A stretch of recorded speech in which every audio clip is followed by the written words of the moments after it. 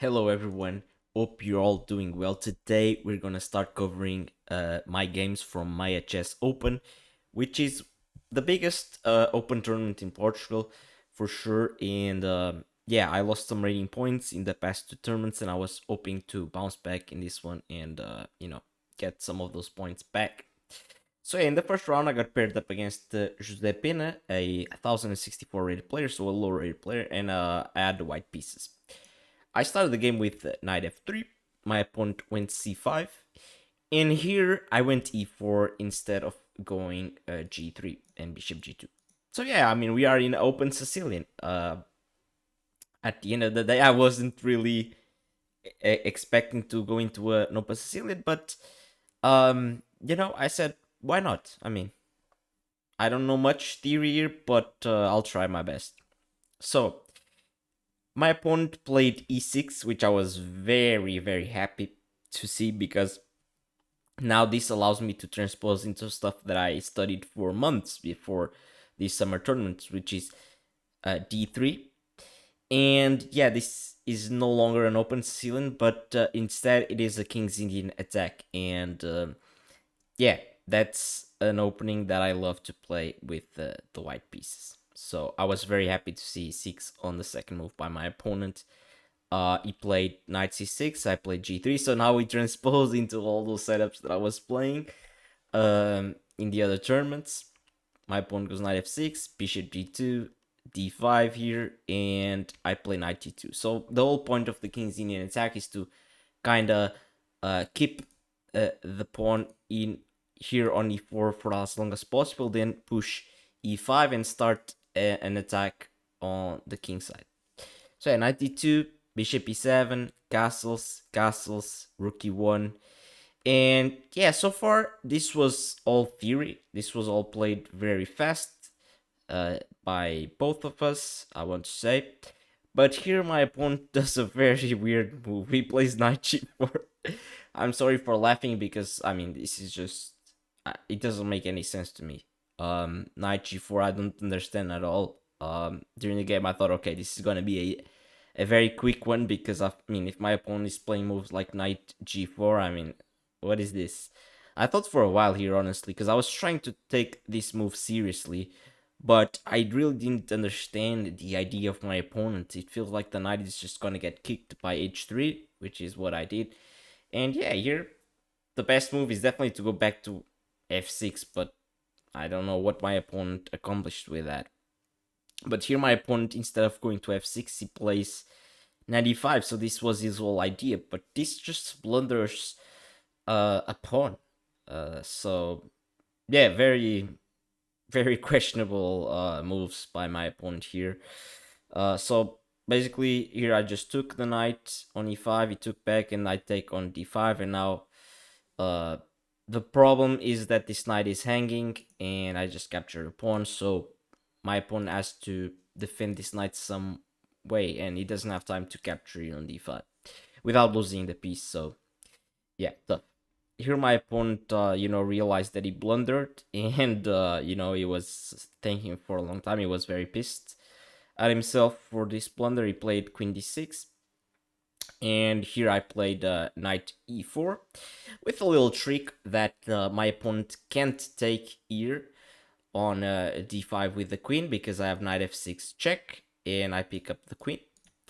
So that was the little trick. So my opponent went back to d7, and here I played d takes on e6, queen takes on e6, and yeah, we get into this position where I'm just up a clean pawn, and yeah, that is pretty much my advantage. Here I play bishop e3, attacking this pawn on c5, and my opponent pushes c4, which I feel like it's a good move to not allow me to just take. Here also b6 wouldn't be good because this diagonal opens up and it's very dangerous. So yeah, I think c4 is a good move by my opponent, but here I play d4 and I create a passed pawn. I'm attacking the knight, and my opponent plays rook d8, which is a nice intermezzo move. Of course, I can't really take the knight because the pawn is pinned, here on d4. So I just get out of the pin with a quick queen e2. My opponent plays knight c6, and here I played c3. Here my opponent plays h6, which yeah, stops any knight g5s in the future.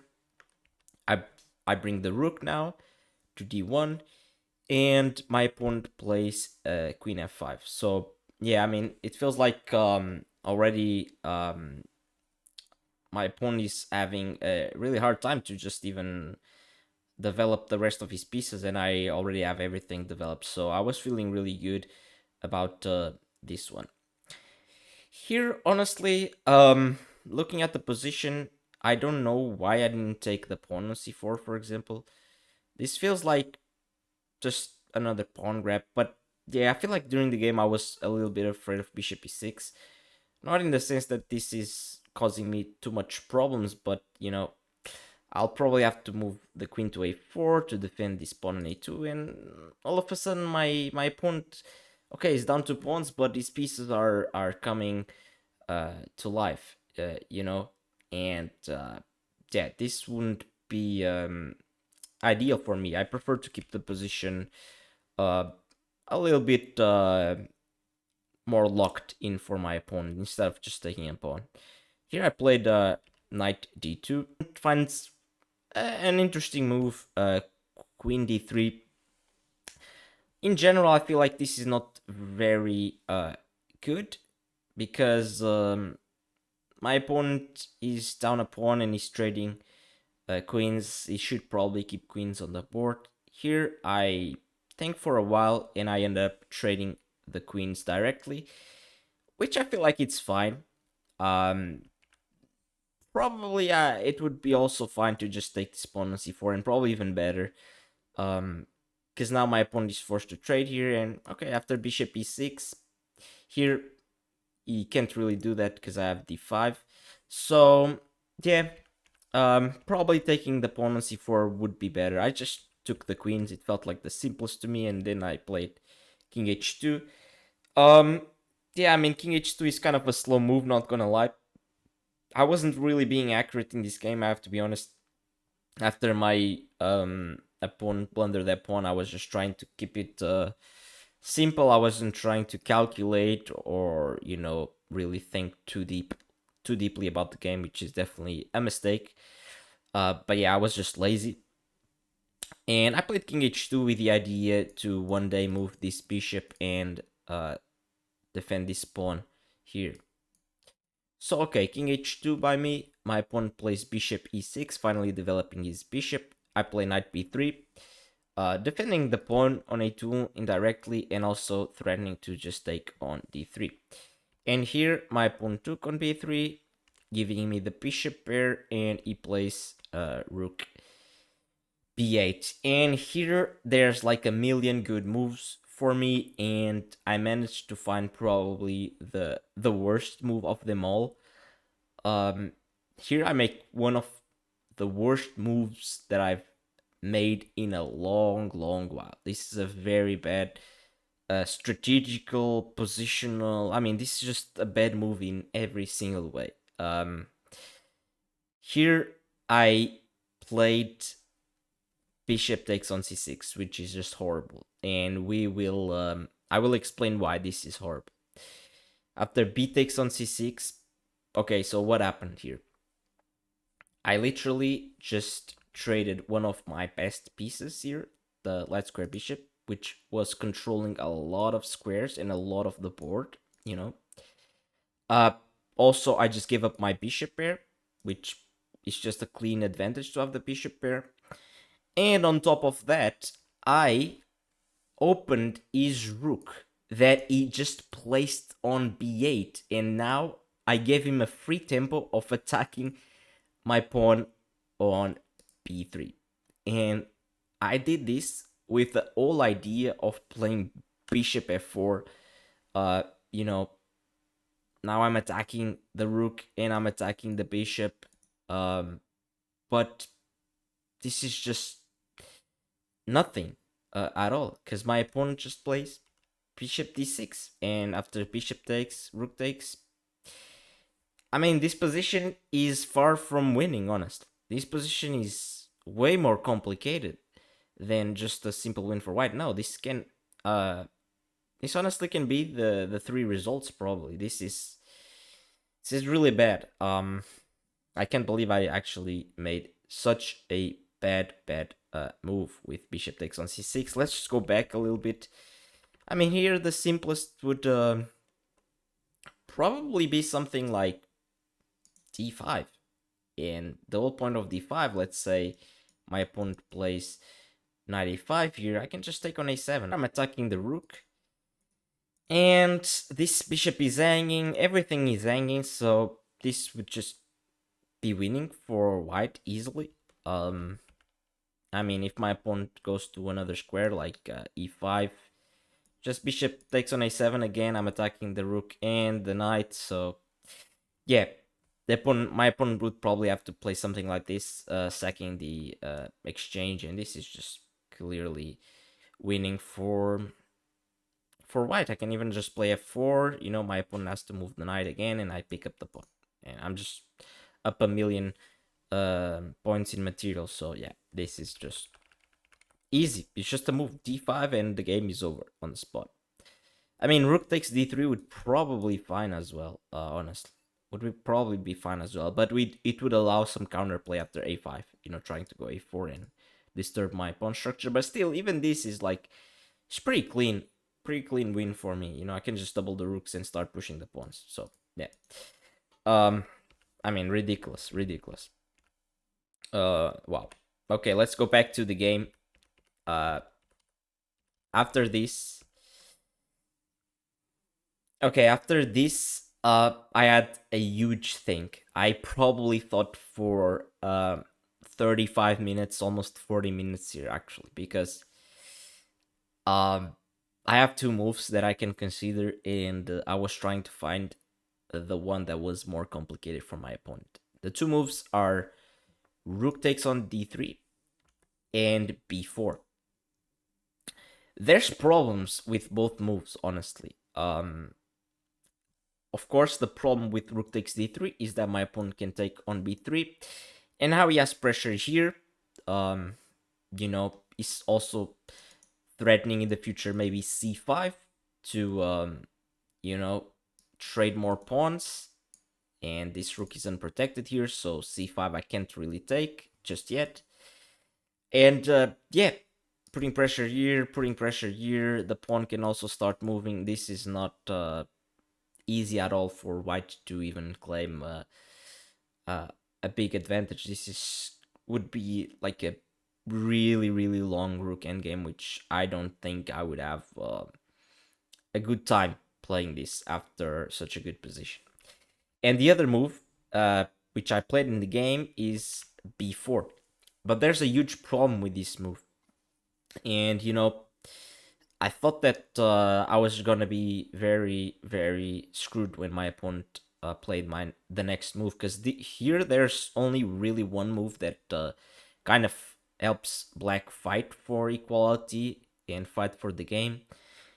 And I saw immediately the idea. The idea is a5, and this move is very strong because I mean it might look like I just like black is just sacrificing another pawn, but it's not sacrificing a pawn, because after this rook takes on b2, I have this pawn hanging, rook king g2 to protect the pawn on f2. Now I can play like rook f6.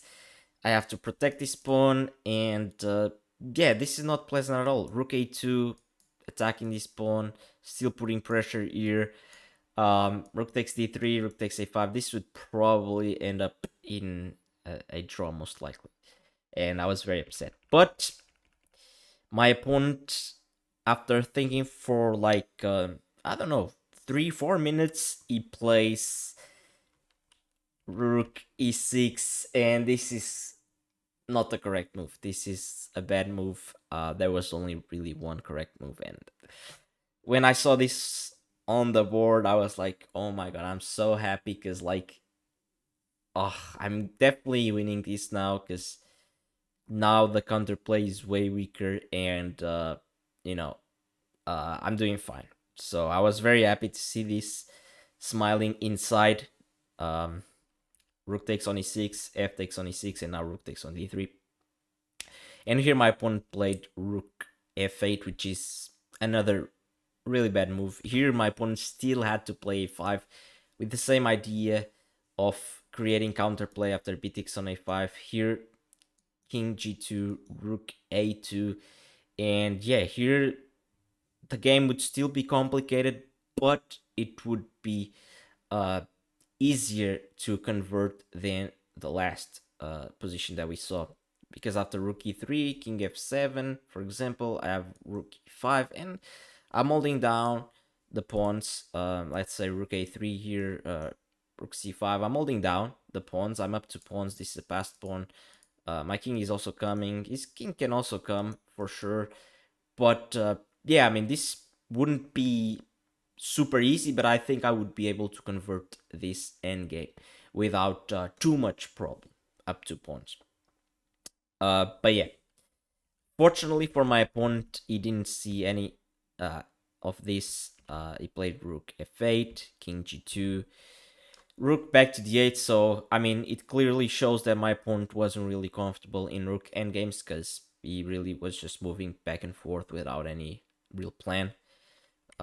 I just bring the king in, e5, just a little bit too late because I'm in time to defend everything. Played rook f8, and here I just kept it simple with rook f3, and my opponent traded the pawns, which just allowed me to simplify into this king and pawn endgame, which is super easily easily winning for white. King e7, king e5, king d7 by my opponent. Here I just played f4, and my opponent resigned the game. And okay, I won the first game. It was way more difficult than it should be. In theory, I just made a really bad move, and that against a stronger player that would cost me the win. I would probably draw against a stronger player after that really poor move, bishop takes on c6. But I got lucky that my opponent didn't punish, and okay, we moved to the second round with a win on the board.